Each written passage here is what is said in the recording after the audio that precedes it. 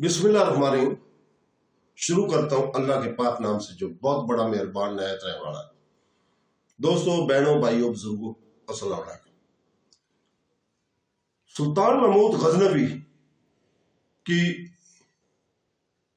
किस्त नंबर 35 में खुशामदीद कहते हैं और इसमें हम बयान करेंगे किस्सा कौशल देवी की जबरदस्ती की शादी का। तो दोस्तों, जयपाल जो अपने सलारों के साथ जंग की मुशावरत की थी, तो इस मुशावरत में बठिंडा के कुछ कासदों और सलारों ने भी हिस्सा लिया था। वही कासद राजकुमारी और गोविंद राज के लिए रिश्ते के लिए आए थे और जयपाल ने गोविंद राज के लिए रिश्ते की हामी भी भर ली थी और अनकरीब जयपाल बुलाकर इस रिश्ते से कौशल देवी को आगाह भी करेगा। तो दोस्तों,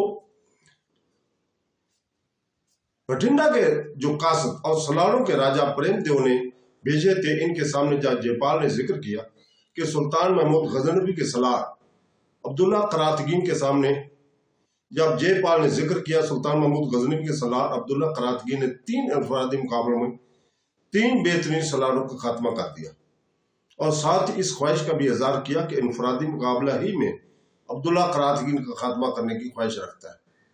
तब बठिंडा के सलारों ने कहा कि अब जब तुम सुल्तान महमूद की फरमाबरदारी का जुआ उतार फेंका है, इसे खराज देने से भी इनकार कर दिया है, तो सुल्तान महमूद गजनवी जरूरी अपना लश्कर लेकर तुम्हारे इलाकों का रुख करेगा। जब वो ऐसा करेगा तो हिंदुस्तान के दूसरे राजा भी तुम्हारी मदद के लिए पहुंचेंगे और बठिंडा का एक लश्कर भी आएगा और बठिंडा के लश्कर के अंदर एक ऐसा तेज जन भी आएगा जो इनफरादी मुकाबले में हर सूरत में अब्दुल्ला करातगीन को जेर करेगा और इसे मौत के घाट उतारेगा। और बठिंडा से आने वाले एक सलार ने इस तेज जन का नाम महानंद बताया था। अब यही महानंद बठिंडा से आएगा और मुसलमानों के सुल्तान के साथ जब अगला टकराव होगा तो यही महानंद अब्दुल्ला करातगीन से इनफरादी मुकाबला करेगा और इसका खात्मा करने की कोशिश करेगा, लेकिन ऐसा वो एक धोखा, फ्रेब और चाल से करेगा, इसलिए कि हमारी राजधानी के सलारों में नहीं है, दूसरे राजाओं और इनके सलारों को भी यकीन हो चुका है कि इनफरादी मुकाबले में अब्दुल्ला करातगीन को जीर करना नामुमकिन है। इसलिए जो महानंद मुकाबले के लिए आएगा, सुना है कि वो बड़ा फरेबी आदमी और धोखाधड़ी से हमला करने का बड़ा माहिर है। बठिंडा से आने वाला सलार इससे मुतल्लिक तफसील बता रहा था और मैं ये तफसील बड़े गौर से सुन रहे थे। ऐसा इसलिए कर रहे थे कि यहां तक कहते कहते अचानक सौंधी खामोश हो गई। कौशल देवी ने घूरने के अंदाज में इसकी तरफ देखा और फिर पूछ लिया, तुम खामोश क्यों हो गई हो, क्या वजह है? इसी लम्हे सहमे सहमे अंदाज में सौंधी कहने लगी, इससे आगे जो कुछ भी कहने वाली थी मुझे खतरा लाक हो गया कि आप बुरा मानेंगे। इसी बना पर मैं चुप हो गई। तुम कहो, मैं बुरा नहीं मानूंगी। इसकी हौसला अफजाई करते हुए कौशल देवी ने कहा। चुनाचे सौंदर्य फिर बोल उठी, आपसे मैं कह रही थी कि यह गुफ्तगू गौर से मैंने इसलिए सुन रही थी कि अब्दुल्ला करातगीन के साथ धोखा होने वाला था। अब्दुल्ला करातगीन चूंकि काशी कुमारी का शोहर है, काशी कुमारी को मैं जान से भी अजीज समझती हूँ, लिहाजा इसकी वजह से अब्दुल्ला करातगीन भी हमारी निगाहों में एक अहमियत इख्तियार कर चुका है। कौशल, तू बुरा मत मानना, मुझे अपनी हैसियत का इल्म है, मैं इस राजमाल की एक खादमा हूं, तुम राजकुमारी। तुम दोनों बहनों को मैंने अपनी गोद में बिखलाया। अब पता नहीं तुम्हारे जाती ख्यालत क्या है, लेकिन मेरा मन नहीं मानता कि काशी कुमारी के मियाँ को कोई तकलीफ हो, इसे कोई गजन पहुंचे। अब जो बठिंडा से महानंद इनफरादी मुकाबला करने के लिए पहुंचेगा, वो अब्दुल्ला करातगीन के खिलाफ ही हरबा इस्तेमाल करेगा कि मुकाबले की इब्तिदा यकीनन अपनी तलवार और ढाल से करेगा, लेकिन थोड़ी देर तक अब्दुल्ला करातगीन से टकराने और इसके हमलों का जायजा लेने के बाद अपने घोड़े को पीछे हटाएगा। पीछे हटाने के बाद एकदम वो एक तब्दीली पैदा करेगा, अपनी तलवार ढाल वाले हाथ यानी बाएं हाथ में ले लेगा, फिर फूल घोड़े की जीन से बंधा हुआ लोहे का नेजा उतारेगा, तोल कर ताक कर मारेगा और अब्दुल्ला करातगीन का खात्मा करने की कोशिश की। ये सारी मनसूबाबंदी राजपाल की मौजूदगी में बठिंडा से आने वाले सलारों ने की थी और अब इसी पर अमल किया जाएगा। यहां तक कहने के बाद सौंदरी छोड़ी थोड़ी देर के लिए रुकी और फिर मिन्नत करने वाले अंदाज में कहने लगी, राजकुमारी कौशल देवी, क्या अब्दुल्ला करातगीन के मामले में तुम अपनी सौगंध वापस नहीं ले सकती हो? मैं नहीं जानती अब काशी कुमारी से मुताल्लिक तुम्हारे क्या ख्याल है, लेकिन है तो वो तुम्हारी बहन, और बहन भी ऐसी कि जिसके बगैर तुम कभी रहने भी नहीं सकती थी, ना वो तुम्हारे बिना एक लम्हा गुजार सकती थी। अब इससे मुताल्लिक तुम्हारे क्या ख्याल है?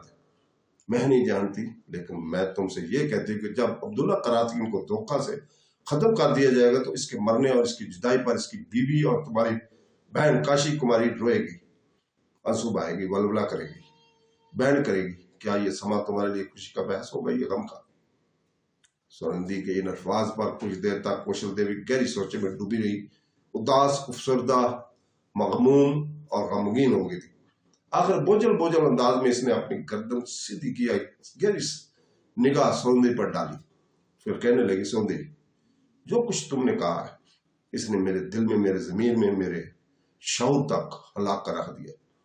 मैं ये कभी बर्दाश्त नहीं कर सकती कि कोई अब्दुल्ला करातगीन को कत्ल करे और इसके कत्ल होने पर मेरी बहन काशी कुमारी गम और दुख में बयान करती फिरे। सुनंदी, गवा रहना, मैं अब्दुल्ला करातगीन को कत्ल करने की अपनी सौगंध वापस लेती हूँ।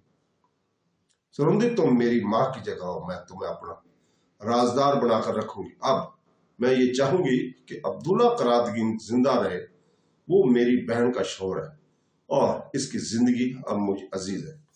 मैं काशी को किसी भी सूरत रोता हुआ नहीं दे सकती। सौंदर्य, क्या ऐसा मुमकिन नहीं कि अनफरादी मुकाबले में बठिंडा का तेज महानंद जो फ्रेब है, जो धोखा अब्दुल्ला करातगीन के खिलाफ इस्तेमाल करना चाहते हैं, इसकी इतला किसी तरह काशी या अब्दुल्ला करातगीन तक पहुंचा दी जाए? यहां तक कहने के बाद कौशल देवी को रुक जाना पड़ा, इसलिए कि राजकुमार की एक और खादमा इसके कमरे के दरवाजे पर नमदार हुई और कौशल देवी को मुखातिब कर कहने लगी, आपको महाराज ने तलब किया है। इन अल्फाज पर कौशल देवी ही नहीं, सौंदर्य भी चौंकी थी। आखिर कौशल देवी नई आने वाली इस खादमा को मुखातिब कर कहने लगी, तुम चलो, मैं तुम्हारे पीछे पीछे आती हूँ।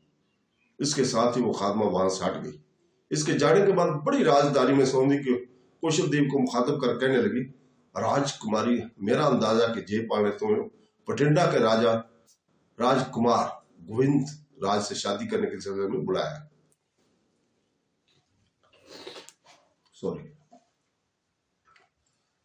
देख मेरी बेटी, सपाट और खुरदरे तरीके से मैं इनकार न कर देना, वरना जयपाल आज ही तुम्हें बठिंडा रवाना कर देगा। ऐसा करना बड़ी इंसारी और इजाजत से जयपाल से कहना कि मुझे 1-2 दिन के लिए सोचने का मौका दिया जाए, इसके बाद मैं अपना फैसला दे सकूंगी। इस पर कौशल देवी कहने लगी, सौंदर्य, तुम फिक्र न करो, मैं किसी तरीके से इसे टालने की कोशिश करूंगी। तुम यहीं बैठी रहना। जो गुफ्तगू मैं तुमसे कर रही थी इसकी अभी तकमील नहीं हुई, मैं वापस आकर तुमसे गुफ्तगू करती हूँ। इसके साथ ही कौशल देवी अपनी ख्वाबगाह से निकलकर राजमहल के दूसरे हिस्से की तरफ चली गई। थोड़ी देर बाद कौशल देवी एक ऐसे कमरे में दाखिल हुई जिसमें जयपाल बैठा हुआ था। जयपाल बेशक इसका भतीजा था, लेकिन दोनों की उम्र में खास फर्क नहीं था। जब वो इस कमरे में दाखिल हुई तो जयपाल ने अपनी जगह से उठकर इसका इस्तकबाल किया और फिर हाथ के इशारे से अपने सामने एक खाली निशिस्त पर बैठने के लिए कहा। इस पर कौशल देवी आगे बढ़कर जब इस निशिस्त पर बैठ गई तब कुछ देर खामोशी रही। फिर जयपाल अजीब से अंदाज में कहने लगा, कौशल, मैं समझ नहीं आ रही, जिस मौजू पर मैं गुफ्तगू करना चाहता हूँ इसकी इब्तिदा कैसे करूँ? बहरहाल इस मौजू पर गुफ्तगू करना भी जरूरी है, इसलिए कि जो खबरें मुझ तक पहुंच रही हैं इनके मुताबिक मुसलमानों का सुल्तान महमूद अपनी जंगी तैयारियों को आखिरी शक्ल दे रहा है और अनकरीब वो हिंदुस्तान का रुख करेगा। इसका मुकाबला करने के लिए मैंने हिंदुस्तान के दूसरे राजाओं से मदद भी मांगी है। अब बठिंडा का राजा प्रेमदेव अपने बेटे गोविंद राज के लिए तुम्हारा रिश्ता मांगता है। मैं अपनी तरफ से तो इस रिश्ते के लिए हाँ कर चुका हूँ, हम ही भर चुका हूँ, लेकिन मैं तुम्हारा अंदिया भी जानना चाहता हूँ और साथ ये भी कहूंगा कि इस रिश्ते से इनकार न करना। अगर इस बार भी इनकार हुआ तो न सिर्फ बठिंडा का राजा प्रेमदेव हमारे साथ छोड़ देगा, बल्कि दूसरे राजा भी सुल्तान महमूद के खिलाफ हमारी मदद करने से इनकार कर देंगे। इसलिए कि इससे पहले काशी कुमारी के अलावा तुम्हारे भाई ने भी इस रिश्ते से इनकार कर दिया था, जिसका गोविंद राज और इसके बाप प्रेमदेव को बड़ा दुख और कलक हुआ था। अब अगर मैं इन्हें ये पैगाम भेजता हूँ कि कौशल देवी गोविंद राज से शादी करने के लिए तैयार है, तो सिर्फ बठिंडा का राजा प्रेमदेव ही नहीं, हिंदुस्तान के दिगर राजा भी महमूद सुल्तान के खिलाफ खुलकर मेरी हमायत और मदद करने को तैयार हो जाएंगे। यहां तक कहने के बाद जयपाल खामोश हुआ। तब हल्का सा तबस्सुम कौशल देवी के लबों पर नमूदार हुआ और फिर कहने लगी, मैं इस रिश्ता से इनकार नहीं करती, लेकिन मेरी एक शर्त है। कैसी शर्त? चौंकने के अंदाज में जयपाल ने पूछ ही लिया था।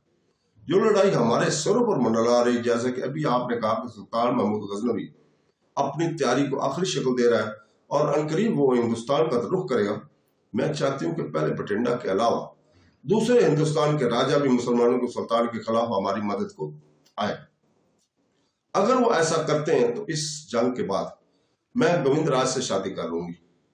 ये मैं आपसे वादा करती हूँ और वचन देती हूँ। कौशल देवी के इन अल्फाज पर जयपाल की खुशी और तमन्नाई के कोई इंतहा न थी। आगे बढ़कर इसने बड़े प्यार से अपना हाथ कौशल देवी के सर पर रखा और कहने लगी, कौशल, तुमने मेरा दिल खुश कर दिया है। अब मुझे कुछ नहीं चाहिए। अब तुम फिक्र ना करो, सारा काम तुम्हारी इस शर्त के मुताबिक होगा। इस जंग के बाद ही तुम्हारी और बठिंडा के राजकुमार गोविंद राज की शादी का एहतमाम किया जाएगा। इस पर कौशल उठ खड़ी हुई और कहने लगी, क्या अब मैं जा सकती हूँ? जयपाल मुस्कुरा दिया। इस बात में गर्दन उड़ाते हुए कहा, जाओ, जाकर आराम करो। इसके साथ ही कौशल इस कमरे से निकल गई थी। दोबारा अपनी ख्वाबगाह में आई सौंदर्य वहीं बैठकर बड़ी बेचैनी से इनका इंतजार कर रही थी। तेज तेज कदम उठाती कौशल अपनी ख्वाबगाह में दाखिल हुई। जिस निश्चित से उठकर गई थी, दोबारा इसी निश्चित पर बैठ गई। सौंदर्य ने बड़ी बेचैनी और बेताबी से इसकी तरफ देखते हुए पूछ लिया, राजकुमारी, क्या फैसला करके आई हो? जवाब में जो गुफ्तगू जयपाल के साथ हुई थी, इसकी तफसील कौशल देवी ने कह दी। तफसील जानकर थोड़ी देर के लिए सौंदर्य परेशान सी हो गई थी। फिर कहने लगी, तू क्या इस मर्तबा जंग के बाद तुम गोविंद राज से शादी कर लोगे?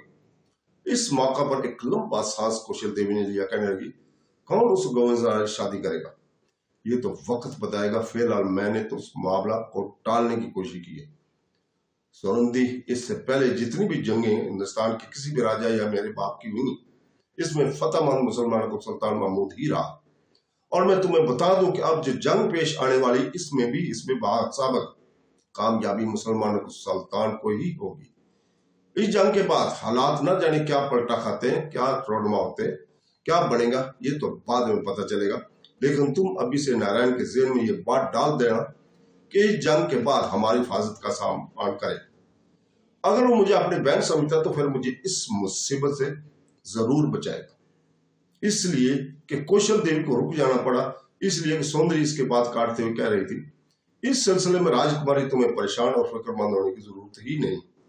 रायनायण सब कुछ करेगा, तुम्हारी हिफाजत भी करेगा, तुम्हारी इज्जत, तुम्हारी आबरू को भी बचाएगा। और इस मकसद के लिए इसकी हवेली के अंदर जो तहखाना है, इसे इस्तेमाल किया जाएगा। वहीं तुम्हें रखा जाएगा। इस जंग के बाद जयपाल को फतह होती है, यह शिकस्त। जब वो अब वापस लाहौर आएगा तो इस वक्त तक तुम ऐसी ही रहना जैसी हो। इस जंग के बाद जब इसमें वादा जयपाल गोविंद राज से तुम्हारी शादी के एहतमाम करना चाहेगा, तो शादी से चंद दिन पहले तुम नारायण के तहखाने में मुंतकिल हो जाना। फिर देखेंगे कि हालात क्या पलटा खाते हैं। इसी तहखाने में मेरी बेटी मैं तुमसे मिलती रहूंगी। परेशान और फिक्रमंद होने की जरूरत नहीं है। और अगर हालात मजीद पलटा खा गए तो मैं तुम्हारे साथ इसी तहखाने में रहूंगी। सोरंदी की इस गुफ्तगू से कौशल देवी खुश हो गई। फिर कहने लगी, सोरंदी, मुझे भूख लगी है, मेरा खाना यहीं ले आओ।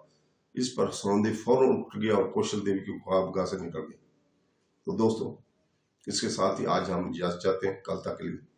कल हम अगली किस्त आपके सामने पेश करेंगे इंशाअल्लाह ताला। अल्लाह हाफ़िज़।